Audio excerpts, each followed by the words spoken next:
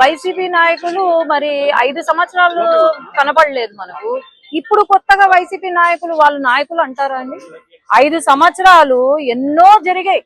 ఎందుకు ఇక్కడ మన గేటు కొట్టుకోపోతే ఎంతో మంది చనిపోయారు. చనిపోతే మరి ముఖ్యమంత్రి గారు ఆ రోజు ఏం చేశారు? హెలికాప్టర్ లో నవ్వుకుంటూ టాటా బాయ్ బాయ్ చెప్పుకుంటూ వెళ్ళిపోయాడు. ఇప్పుడు వరకు వాళ్ళకు నష్టపరిహారం కూడా ఇవ్వలే వాళ్ళు ఈ ఎన్నికల వరకు. మరి ఇప్పుడు కొత్తగా మళ్ళా నాటకము, మొన్నటి వరకేమో లా అండ్ ఆర్డర్ తప్పింది అని చెప్పి ఒక నాటకం వేశారు ఢిల్లీకి వచ్చి. ఇప్పుడేమో మళ్ళా కొత్తగా నాటకం వేస్తుంటే ప్రజలు అనే వాళ్ళు ఏమనుకుంటున్నారు నాకు అర్థం కావట్లేదు. రోజమ్మేమో మా ముచ్చుమరి ఇష్యూ గురించి మాట్లాడుతుంది. అసలు రోజమ్మను నేను ఒకటే అడుగుతున్నాను, నువ్వు ఎక్కడో చెన్నైలో పాలిటిక్స్ లో జాయిన్ అవ్వాలనుకుంటున్నావు, చెన్నైకి పోయి నువ్వు పాలిటిక్స్ రాజకీయం చెయ్యి, అంతేగాని ముచ్చుమర్రి రాజకీయం మాత్రం నువ్వు చెయ్యొద్దు. ఎవరి అండ చూసుకొని నువ్వు ముచ్చుమర్రి రాజకీయం చేయాలనుకుంటున్నావు?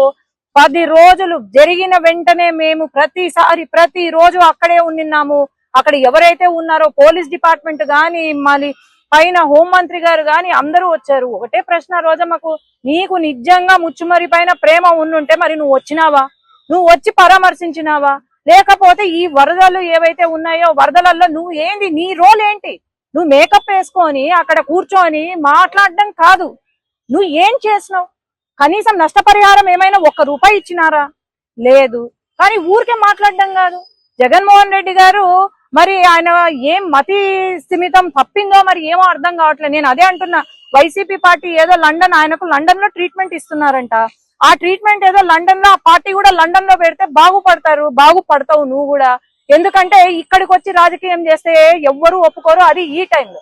చంద్రబాబు నాయుడు గారు ఆయన ఏజ్ ఎంత అండి?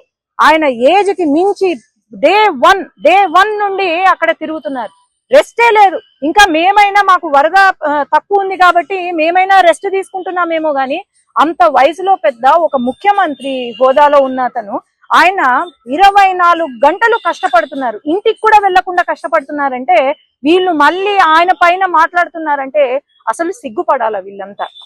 అదే గనక ఈ వరద గనక వైసీపీ హయాంలో వచ్చుంటే గనక మరి ఏంటి పరిస్థితి?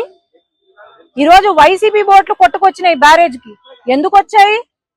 ఇవన్నీ ఆలోచన చేయండి, ఎవరు దీని వెనకాలండి చేస్తున్నారు. అసలు ఈయనకు మ్యాన్ మేడ్ ఫ్లడ్స్ కి తర్వాత న్యాచురల్ ఫ్లడ్స్ కి కూడా తేడా తెలియని మాజీ ముఖ్యమంత్రి, పులివెందల ఎమ్మెల్యే, మరి ఆయనకు అసలు తెలివి ఉందా?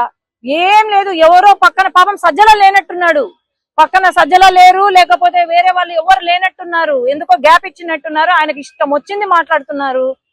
దయచేసి తెలుసుకొని మాట్లాడండి, వీలైతే సహాయం చేయండి విజయవాడ ప్రజలకు. మీ వైసీపీ పార్టీ తరపు నుండి సహాయం చేయండి, అంతేగాని చిల్లర మాటలు, చిల్లర వ్యవహారాలు, చిల్లర చేష్టాలు చెయ్యొద్దు. ఆ రోజమ్మను పెట్టినారు, ఇప్పుడు ఆమెకు మేకప్ కే సగం టైం అయిపోతుంది. మరి ఆమె కూడా నోరు అదుపులో పెట్టుకొని ఆమె కూడా వీలైతే విజయవాడకు వచ్చి సహాయం చేయమనండి, మేము కూడా చప్పట్లు కొడతాం, అంతేగాని దీన్ని మటుకు పొలిటిసైజ్ చేయొద్దండి. అందరం కూడా వాళ్ళతో ఉండి మనం ఆదుకుందాము, హెల్ప్ చేద్దాం.